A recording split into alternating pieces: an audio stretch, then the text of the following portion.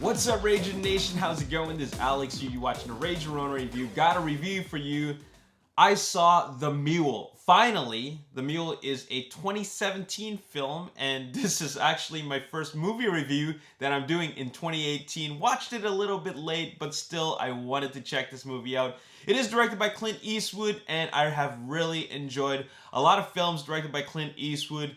Actually, I really liked Sully. I liked it a lot, as a matter of fact, and that film is a film that I think is a bit underrated, at least in my opinion.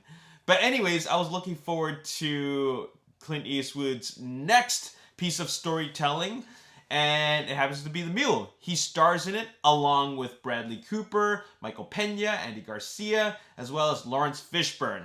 Anyways, if you don't already know, The Mule is about a mule, and what a mule is in the drug world is someone who transports drugs, the product, from point A to point B, and that's all it's really about. But what I really find what's great about this film is the character. The characters, actually. Clint Eastwood's character as well as Bradley Cooper's character, and we get to know them both. There's two stories going on, but the character we really get to know the most is Clint Eastwood's character, Earl Stone. And his backstory is that he's never really been around for his family or with his family. He just kind of focuses on himself. He likes to go have fun, but he's never been a really good provider. And, you know, he really comes into a situation where he's realizing that he's letting his family down. So he decides that, I'm going to do something. So he gets a hookup, and then he finds out that he can actually make a ton of money by transporting drugs. And he does this innocently.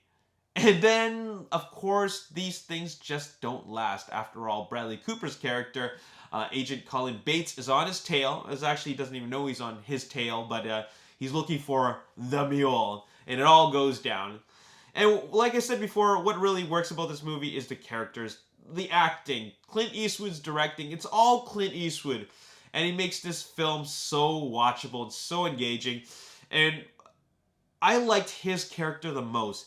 His character is just so likable. Right from the beginning of the movie, you understand his story. You understand what he's going through. You understand his personality. And it's portrayed very, very evidently and very clearly to the audience what kind of character he is. And then automatically, right from the beginning, you like his character and you feel bad for him. You feel bad for what he's going through. And then I find that it is quite,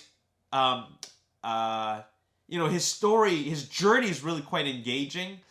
And you just really want to root for him. Like, that's a character you really care about. You care about his character a lot.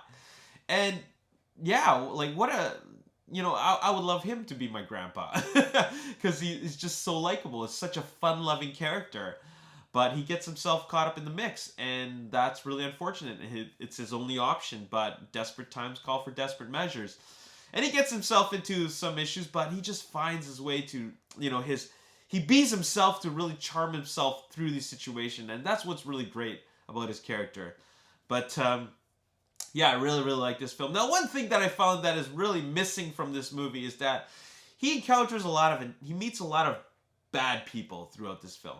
And I find that the antagonist element, while it's strong at the moment, is just not strong enough as an overall presence. And therefore, it leaves for a not so satisfying ending. Like, I came out of the theater knowing that this was a great movie. This was a really good movie. But it could have been better had they just made that antagonist element a little bit stronger, especially near the end of the movie. You know what I'm saying? It feels like it could have been way more satisfying had something more happened to the antagonist element of the film, and not just the grand payoff at the end. I felt that it should have been more. After all, we've encountered all these bad guys, and I'd like to see kind of like a development with those bad guy characters. That's the only thing that prevents me from giving this film a higher score. I'm already going to give it a high score, an 8 out of 10. Really, really enjoyed this movie. I think it's a great movie that I can recommend, but it's just the ending of the movie that kind of makes me feel like it could have been better. And that leaves a lasting impression, but like I I kind of expected it to go down a certain way, but I didn't know that they were going to leave some parts out. So that's about all I got to say about this film. 8 out of 10. This is the last movie I've seen for 2017, not of 2017, but that is that. After all, I did watch this 2017 film in 2018. Anyways, on to 2018 movie review. Stay tuned for that. I got more coming. And as always, if you enjoyed this review, you want to see more, make sure you hit the like button, subscribe to the YouTube channel, like me on Facebook, The Ragin Nation. Also follow me on Twitter, Ragin Nation. My name is Alex. Thanks for watching. See you next time. Peace.